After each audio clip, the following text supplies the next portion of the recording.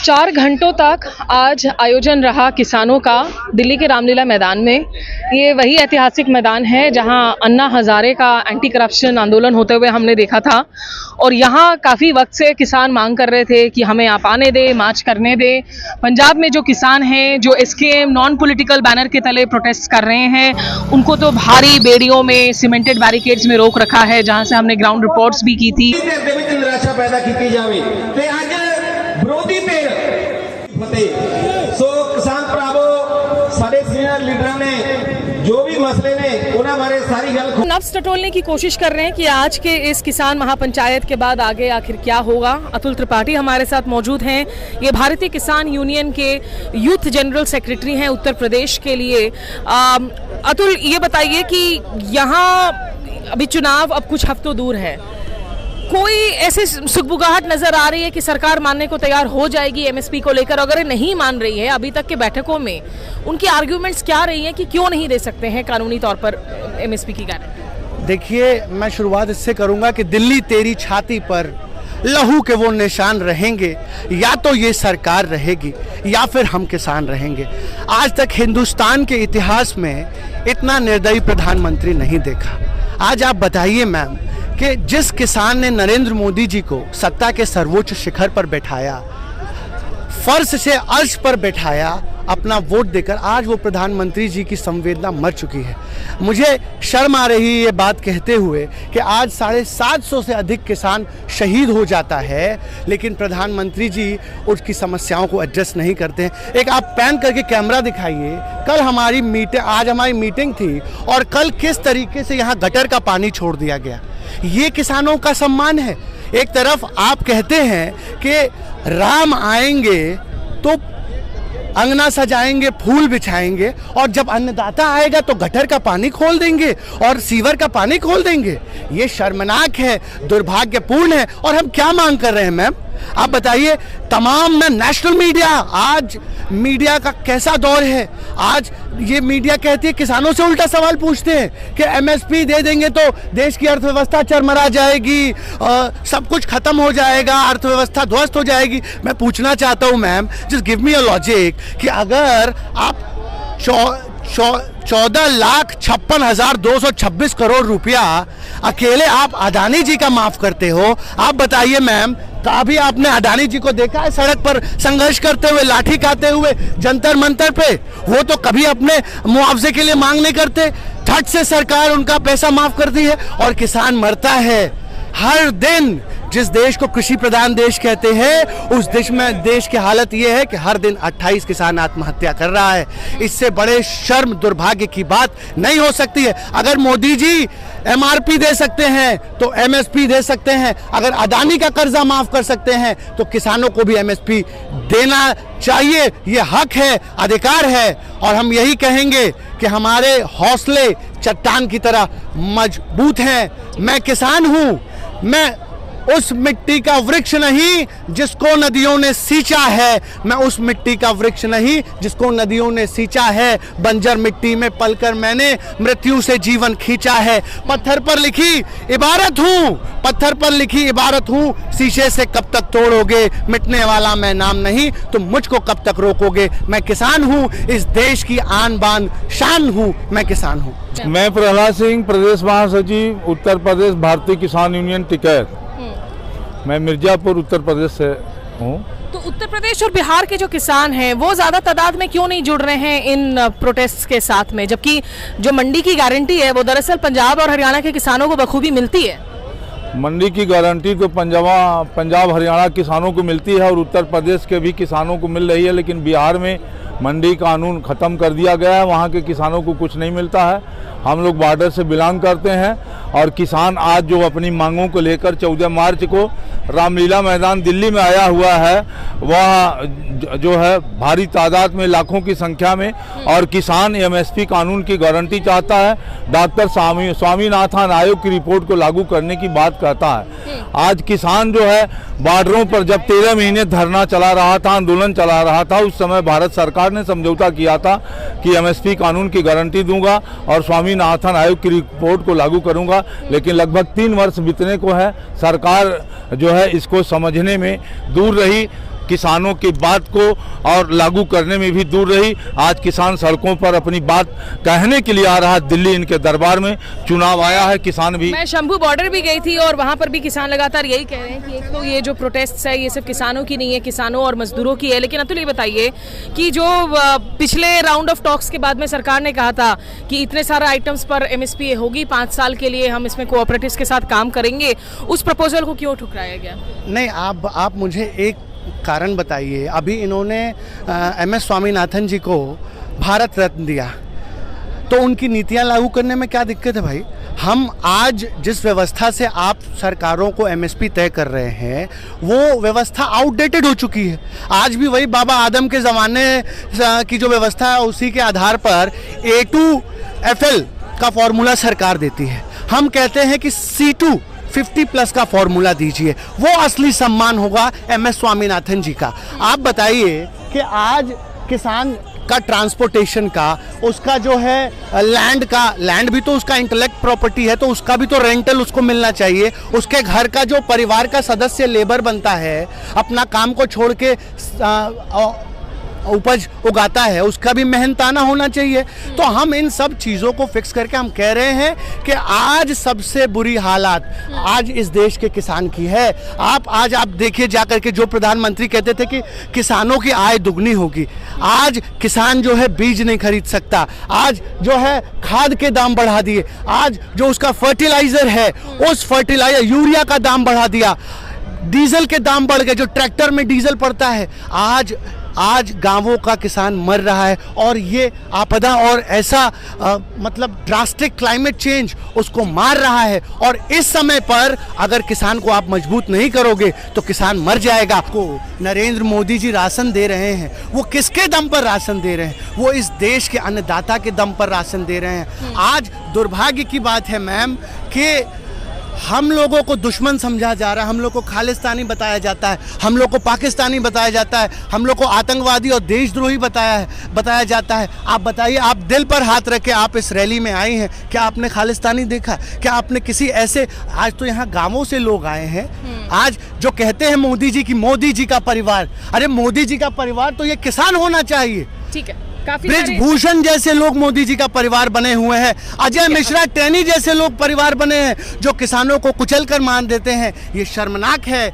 अगर मोदी जी सच में चाहते हैं कि उनका परिवार आगे बढ़े तो नौजवानों को, किसानों को अपना परिवार बनाए, तब इस देश का असली विकास होगा। किसानों को उनका समर्थन मूल्य दे, गारंटी कानून दे। ठीक है, बहुत सारी इंपॉर्टेंट बातें आपने कही, शुक्रिया। और यहाँ 4 घंटे की जो मोहलत मिली है इस रैली के आयोजन के लिए, दिल्ली का ये वही रामलीला मैदान है जहाँ 13 दिनों तक हमने अन्ना हजारे का आंदोलन देखा था भ्रष्टाचार के खिलाफ। और उस वक्त सिविल सोसाइटी बड़ी तादाद में निकल कर आई थी, उसने देश में राजनीति के रुख को जो है मोड़ दिया था। यहाँ पर किसान आए हुए हैं, कुछ हज़ार किसान हैं, लेकिन ये बात भी ज़रूरी है समझना कि ये संयुक्त किसान मोर्चा को इजाज़त मिली है। जो संयुक्त किसान मोर्चा का राइवल फैक्शन है, जिनके नेतृत्व तले इस वक्त वहाँ पंजाब के किसान आंदोलन कर रहे हैं, ये लोग एक साथ नहीं हैं, एक मंच पर नहीं हैं। अब उस धड़े को इजाज़त मिलेगी या नहीं, यहाँ वापस से दिल्ली में आकर शांतिपूर्ण तरीके से आंदोलन करने के लिए, प्रदर्शन करने के लिए, ये अभी तक साफ नहीं है। और यहाँ के जो आपसी मतभेद हैं वो काफ़ी ज़्यादा हैं इन धड़ों के बीच में। और यहाँ जो धड़ा है, इनको राकेश टिकैत का नेतृत्व मिला हुआ है। अब यहाँ से आगे सरकार इस चुनावी माहौल में क्या झुकेगी इनके सामने? राजनीतिक समीकरण भी बदल गए हैं। पंजाब हो, उत्तर प्रदेश हो, बीजेपी ने गठबंधन कर ली है इस वक्त काफ़ी सारे ऐसे राजनीतिक दलों के साथ, जिससे उनको लगता है कि शायद एक कुशनिंग इन इफेक्ट हो जाएगा और बहुत ज़्यादा भारी वोटों का नुकसान नहीं होगा अगर वो मांगों को नहीं सुनते हैं तो। लेकिन लोगों का यहाँ पर कहना बिल्कुल साफ है कि ये किसानों के, जो लोग दूसरों के लिए खाना उगाते हैं, दूसरों की थाली में खाना रखते हैं, उनके खुद खाने के लाले पड़े हुए हैं और महंगाई की मार है और ये उनकी जिंदगी। कुछ और आवाज़ों से जानते हैं कि आखिर यहाँ पर आगे रणनीति क्या होगी। आज आप लोगों ने यहाँ पर महापंचायत की, आप कहाँ से आए हैं और यहाँ से आगे क्या होगा आपको लग रहा है? हम सहारनपुर से आए हैं। मैं भारतीय किसान यूनियन चढ़ूनी का जिलाध्यक्ष हूँ सहारनपुर का, और अब्दुल कुद्दूस त्यागी। हम संयुक्त किसान मोर्चे के आह्वान पर दिल्ली रामलीला मैदान ग्राउंड में आए हैं और हमारा जो आज पंचायत का मुख्य उद्देश्य था वो था कि किसानों को सभी फसलों पे MSP की गारंटी दी जाए सरकार की तरफ से। लेकिन ये जो डिमांड है ये लेकर वहाँ पे पंजाब में भी जो SKM का दूसरा धड़ा है वो लोग प्रोटेस्ट कर रहे हैं, उनको अभी तक इजाज़त नहीं मिली है यहाँ आकर प्रोटेस्ट करने की। आपको लग रहा है कि कोई बात बनेगी इस चुनावी माहौल में इस बार? हाँ बिल्कुल बनेगी मैम, क्योंकि आज अगर आपने देखा हो लाखों की तादाद में किसान रामलीला मैदान में था, तो ये शक्ति प्रदर्शन एक तरह का था, तो सरकार बात मान लेगी। उम्मीद है बात मान लेगी सरकार। उस धड़े को इजाज़त मिलेगी आने की? देखो वो जाने, क्योंकि वो SKM नॉन पॉलिटिकल वाले हैं, उन्होंने शायद परमिशन लिया नहीं ली, वो तो वो जाने, इन्होंने ली नहीं, मिल गई। आप खुद किसान हैं? हाँ जी, हम खुद किसान हैं। किस चीज़ की खेती बाड़ी करते हैं आप? कहाँ खेती, गन्ना, गेहूँ, धान। हाँ, तो बीच में जो सरकार ने कहा कि हम कुछ क्रॉप्स पर 5 साल तक जो है एक MSP दे देंगे, उसको आप प्रपोजल को कैसे देखते हैं? हमें लाइफ टाइम। हाँ वही है, देख रहे क्या कर रही है सरकार उसके एक किसान ऊपर। होने के नाते आज आपकी सबसे बड़ी दिक्कतें क्या हैं? सारी दिक्कत ये है, हमारी फसलें खराब हो रही, ओले पड़ गया, हमें मिल नहीं रहा मुआवजा कोई भी है जी। और खाद की प्रॉब्लम। मामला ये है, सरकार 5 साल की क्यों इस तरह कर रही है? लाइफ टाइम करे ना, क्योंकि हमारी फसलों का अगर उचित दाम मिलेगा तो देश, जो किसान जो देश की रीढ़ की हड्डी कहलाता है, वो और मजबूत होगा। तो लाइफ टाइम सरकार को करना चाहिए। आप भी किसान हैं? जी किसान कहाँ से हैं आप? है, सहारनपुर यूपी। किस चीज़ की किसान खेती बाड़ी? गन्ना, गेहूँ, धान, यही फसल उगाते हैं। तो ये इतने सारे डिमांड हैं इस वक्त की सरकार जो है किसानों के कर्ज माफ़ कर दे और आपकी बिजली को लेकर भी आपकी है, प्लस किसानों के खिलाफ जो क्रिमिनल केसेस थे वो ड्रॉप हो जाएं।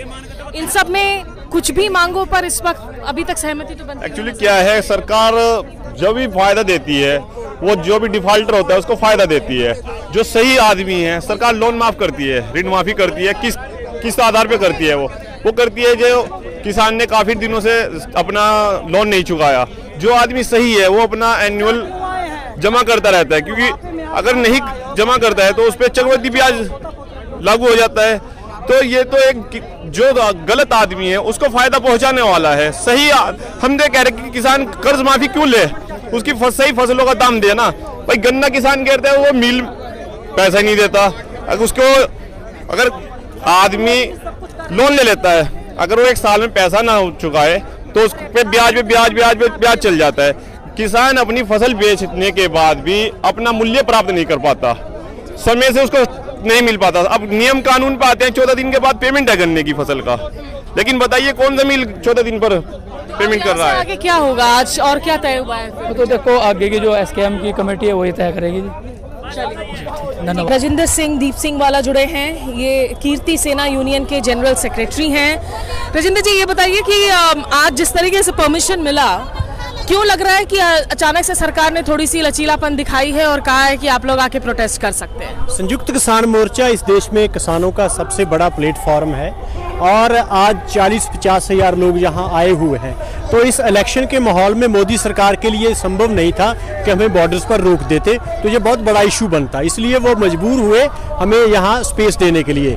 तो यही रीज़न है, इसके अलावा और कोई रीज़न नहीं है। हम तो यहाँ पर आकर उनकी जो पॉलिसीज हैं उनको एक्सपोज कर रहे हैं और पार्लियामेंट के इलेक्शन के दौरान उनके खिलाफ कैंपेन भी चलाएंगे। जो उन्होंने किसानों के साथ वादे किए थे कि हम 2022 में किसानों की जो आय है उसको दुगनी करेंगे, लेकिन 2024 आ गया, लेकिन किसान आज भी सुसाइड कर रहे हैं, आज भी कर्ज उन पर है। और ये देखिए कि इन्होंने ये भी कहा था कि हम स्वामीनाथन कमीशन के फार्मूले तहत किसानों की उपज की गारंटी करेंगे, लेकिन हो क्या रहा है कि 75,000 करोड़ की दालें हर साल कनाडा से मंगाई जाती है, लेकिन हमारी दालों और चनों का MSP पर खरीद की गारंटी नहीं की जाती है। एडिबल ऑयल हर साल एवरेज 22 मिलियन टन जो है वो इंपोर्ट किया जाता है, लेकिन हमारे सरसों का, हमारे सूरजमुखी का जो भी दालों का, तिलों की फसलें हम बीते हैं उसकी वो खरीद की गारंटी नहीं करते हैं। तो ये उनकी जो प्रो कॉर्पोरेट पॉलिसीज़ हैं और एंटी फार्मर पॉलिसीज़ हैं, इनको हम एक्सपोज करेंगे आने वाले दिनों में पूरे देश में। तो जो लोग अभी भी शंभू बॉर्डर में बैठे हुए हैं किसान, एक तो पंजाब के कितने किसान यहाँ पर आ सके हैं या ज़्यादातर हरियाणा के किसान आज आ सके हैं, और पंजाब के किसानों ने कहा था कि बगैर ट्रैक्टर के हम मार्च नहीं करेंगे, जिसको लेकर ज़्यादा आपत्तियाँ दिखाई जा रही कि भी आप हाईवेज पर ट्रैक्टर नहीं निकाल सकते। क्या उसमें कुछ बदलाव आएगा? क्या वो रुख कुछ बदलेगा? क्या उन लोगों को भी परमिशन मिलेगी यहाँ आने की? देखिए, जब कोरोना काल था तो जितनी भी डेमोक्रेटिक स्पेस दिल्ली में थी इन्होंने छीन ली। जब हिस्टोरिकल मूवमेंट हुआ 2020 का किसानों का, तो वो डेमोक्रेटिक स्पेस फिर थोड़ी लोगों को मिली।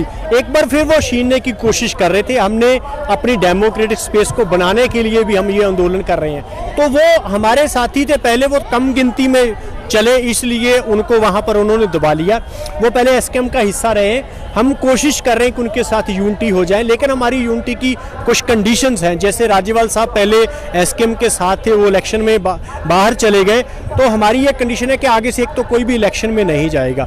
दूसरा, वो जो धरना लगाए लोगों, उनमें एक धड़ा वो है जो वहाँ वो लाल किले की घटना के लिए वो रिस्पॉन्सिबल था, तो उनको उसके लिए जो गलती अपनी माननी पड़ेगी और उसके बाद ही वो एसकेएम के अंदर आ सकते हैं। इसी तरह जगजीत सिंह डल्लेवाल, उन्होंने 3,000 करोड़ का एलिगेशन लगाए एसकेएम पर ऊपर के, उन्होंने पैसा लेकर मोर्चा उठा दिया, तो उनको अपने एलिगेशन प्रूव करने पड़ेंगे, जब अपनी गलती माननी पड़ेगी। वो हमारा ही हिस्सा रहे हैं, उनको हम चाहते हैं कि वापस आ जाएं।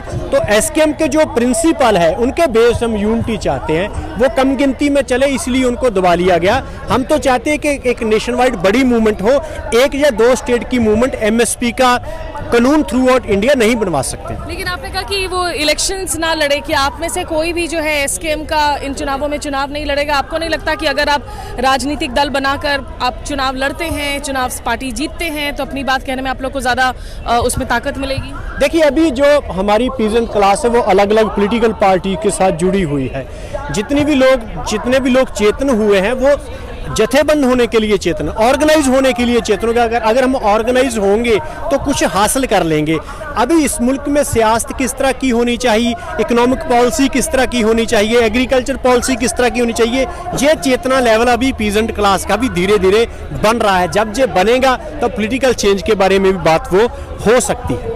एक आखिरी सवाल, क्योंकि आपका जो इतिहास है, आपके संगठन का जो इतिहास है, आप लोगों ने खालिस्तानियों के खिलाफ भी लड़ाई लड़ी है, जंग लड़ी है, लेकिन बार बार जब किसान आंदोलन होता है इसमें खालिस्तानी लेबल चिपकाने की कोशिश की जाती है कि भाई ये तो फंडिंग कनाडा से आ रहा है, यूके से आ रहा है, ये खालिस्तानियों का फ्रंट है। तो इसको सुनकर आपके अंदर रिएक्शन क्या होता है और इसको आप कैसे देखते हैं? देखिए, हम किसी भी तरह जो भी धर्म आधारित राज्य बनाना चाहता है उसके खिलाफ है। चाहे वो खालिस्तान की मूवमेंट थी, चाहे जो आरएसएस इस देश में हिंदू राष्ट्र बनाना चाहते हैं, हम उसके भी खिलाफ हैं। चाहे किसी भी तरह की जो फंडामेंटलिस्ट फोर्सेस हैं उनके खिलाफ है। धर्म आदमी का निजी मामला है, वो किसी को किसी पर इम्पोज करने की उसके पास कोई हैसियत नहीं होनी चाहिए। दूसरी बात कि ये मोदी सरकार ने जितने भी इनके विपक्ष के लोग हैं उन पर ईडी, सीबीआई, कितना कुछ है, कितनी एजेंसी है इनके पास, लेकिन जो हमारे पर एलिगेशन लगाते हैं कि वहाँ से फंडिंग होती है, वहाँ से फंडिंग होती है, आज तक किसी किसान नेता को इस तरह वो उलझा तो पाए नहीं। इस तरह की ये सिर्फ प्रोपेगेंडा है किसान आंदोलन को बदनाम करने के लिए, क्योंकि किसान आंदोलन सिर्फ किसानों का नहीं है, ये कारपोरेट से रोटी बचाने का आंदोलन था।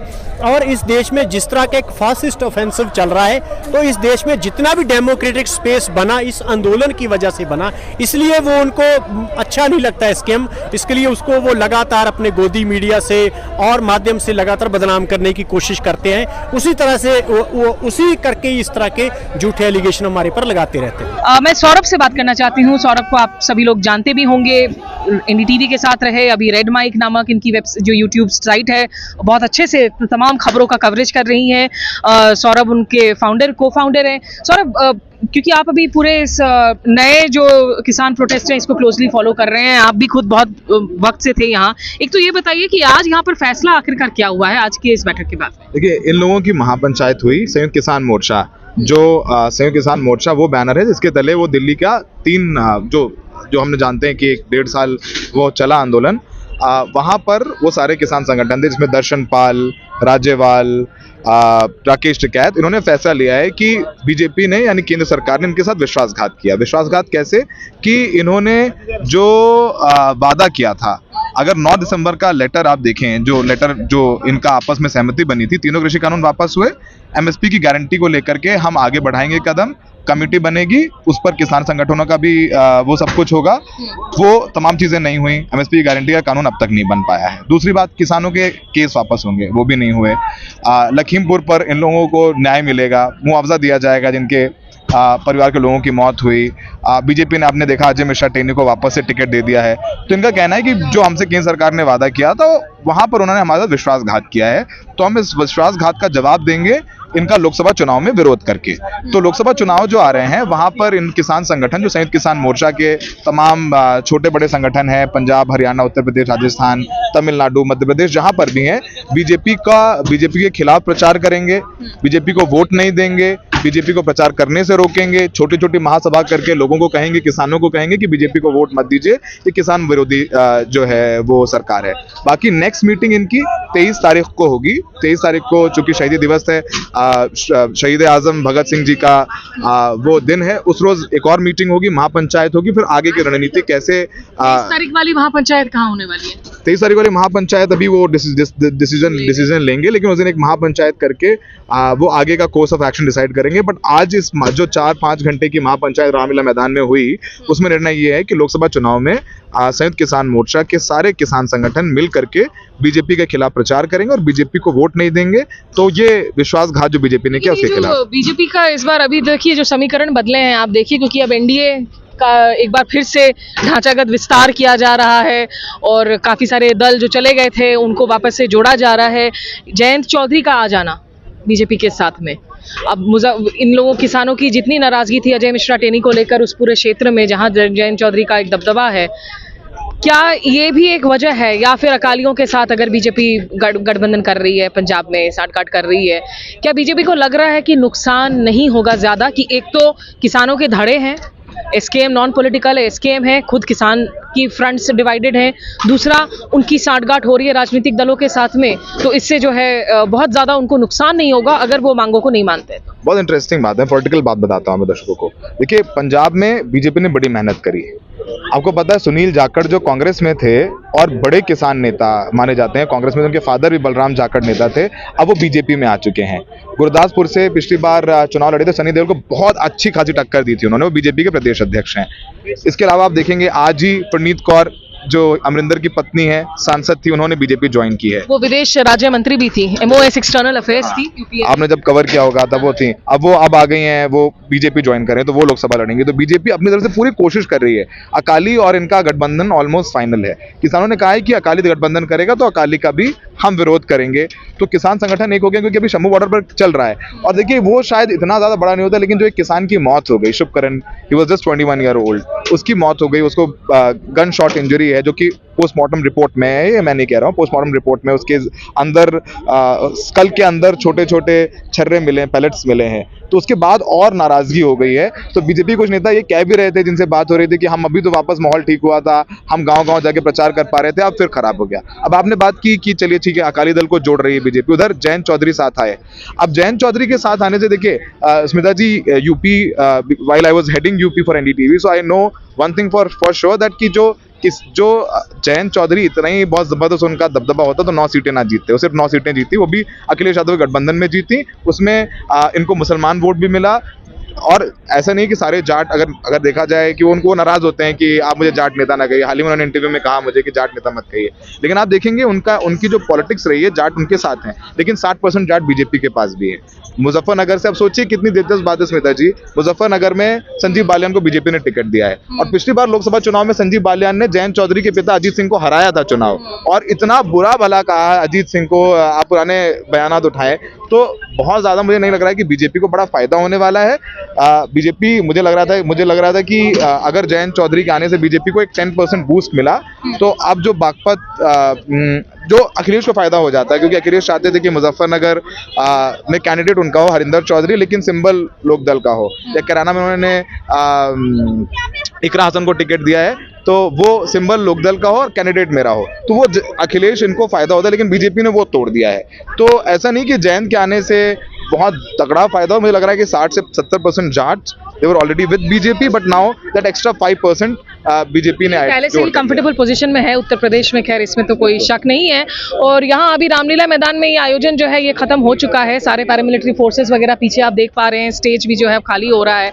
लेकिन यहाँ एक दर्शकों को याद जरूर दिला दूं कि देखिए राजनीति की बात तो मैं कर रही हूँ सौरभ के साथ में, लेकिन जहाँ तक किसानों की भलाई का मुद्दा है और जो आरोप लगाए जाते हैं कि नहीं ये राजनीति से प्रेरित आंदोलन है, एक हकीकत है इस देश की कि आज की तारीख में, और ये मैं नहीं कह रही हूँ, एनसीआरबी के सरकारी आंकड़े कह रहे हैं कि हर दिन 24 से 30 किसान आत्महत्या करने को मजबूर होते हैं इस देश में। हर दिन का आंकड़ा है ये। 21वीं सदी के भारत की हम बात कर रहे हैं, दुनिया के सबसे बड़े लोकतंत्र की बात कर रहे हैं।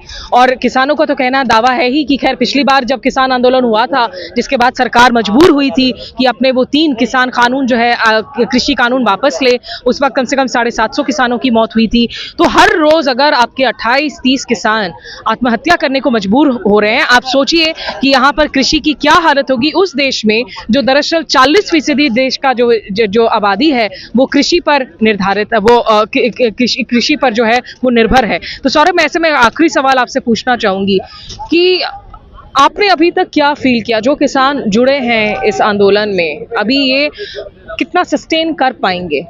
क्योंकि किसी भी डिमांड पर सरकार की तरफ से अभी तक बारिंग वो उन्होंने कहा था कि हम कुछ क्रॉप्स को आप अगर डाइवर्सिफाई करते हैं हम एमएसपी दे देंगे 5 साल के लिए 5 क्रॉप्स का, जो किसानों ने रिजेक्ट कर दिया।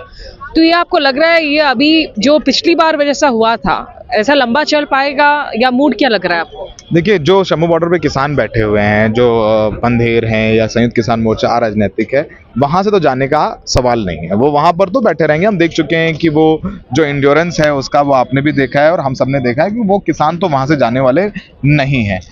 वो तब तक नहीं जाएंगे जब तक कोई ऐसा रास्ता न निकला है जो उन्हें स्वीकृत है। और दूसरी बात है स्मिता जी, एक बहुत दिलचस्प बात ये भी है कि अब ये अलग अलग प्रदर्शन हो रहे हैं। एक संगठन वहां सड़क रोक करके बैठा और एक संगठन यहाँ प्रदर्शन कर रहा है। मांग वही है कि एमएसपी की गारंटी दी जाए। सरकार ने बहुत ध्यान से सोचा, उन्होंने लगा कि अब ये जो बल प्रयोग किया है हमने, स्मिता जी जिस दिन ये 13 को किसान कूच कर रहे थे दिल्ली का, ही वाज देयर प्रेजेंट। बहुत थोड़े किसान आगे आए थे, 50-60 ही आए थे आगे। उन्होंने थोड़ा सा हुटिंग शुरू करी और वहां से हरियाणा पुलिस की तरफ से टीयर गैस शेलिंग और पैलेट फायरिंग शुरू हो गई। फिर भीड़ बढ़ती गई। जब बल प्रयोग हुआ तो भीड़ बहुत ज्यादा आ गई। किसान और संख्या में आए, आते गए। अब एक बहुत बड़ी चुनौती हो गई जब शुभकरण की मौत हुई, किसान की मौत हुई। पिताजी, हमारे आपका भी परिवार का कोई है तो अगर उसको ये लग जाए कि वहां तो गोली चलाई जा रही है और गोली से मार रही है पुलिस, तो क्या आप भेजेंगे अपने परिवार वाले? तो वो प्रदर्शन करते रहेंगे, भले ही वो बैरिकेड तोड़ करके दिल्ली आने की कोशिश ना करें, लेकिन प्रदर्शन जारी रहेगा। और एमएसपी की गारंटी को लेकर के कानून बने ना बने, लेकिन उसकी तरह जैसे इतनी लड़ाई से 5 क्रॉप्स के डाइवर्सिफिकेशन का तो एक फॉर्मूला बीजेपी ने दिया या केंद्र सरकार ने दिया, थोड़ा झुके, थोड़ा और आगे कोई बात बनती है तो ये उठ सकते हैं। लेकिन मतलब अगर ये सोचे कि करंट फॉर्मूले पर यार उठ जाए, वो नहीं होगा। 2 साल नहीं होगा, 3 साल नहीं होगा, वहां पे वैसे हैं वैसे ही रहेंगे। जैसे सौरभ से कुछ देर पहले बात कर रहे थे और ये कह रहे थे कि बैक चैनल टॉक्स भी जो है कहीं ना कहीं जारी हैं, तो देखते हैं आगे क्या होता है। हम जब इस तरह से आंदोलन होंगे हम अपडेट्स आप तक पहुंचाते रहेंगे। और शंभू बॉर्डर का भी माहौल देख कर आए थे, बहुत बुरा लग रहा था कि अपने अपनों के खिलाफ जो है जिस तरीके से लगातार पैलेट फायरिंग हो रही, लगातार आपकी टीयर गैस शेलिंग हो रही थी, ऐसा लग रहा था कि युद्ध क्षेत्र में पहुंचे हुए थे। तो किसानों की कई सारी मांगे हैं, वो जायज है, मांगों को सरकार सुनती है या नहीं, और प्रधानमंत्री नरेंद्र मोदी के नेतृत्व में बीजेपी को कोई खमियाजा भुगतना पड़ता है कि नहीं इन चुनावों में, इसके नतीजे तो खैर कुछ वक्त बाद ही पता चल सकेगा। फिलहाल इस रामलीला मैदान में मैं स्मिता शर्मा। सत्य हिंदी का ऐप डाउनलोड करें गूगल प्ले स्टोर पर।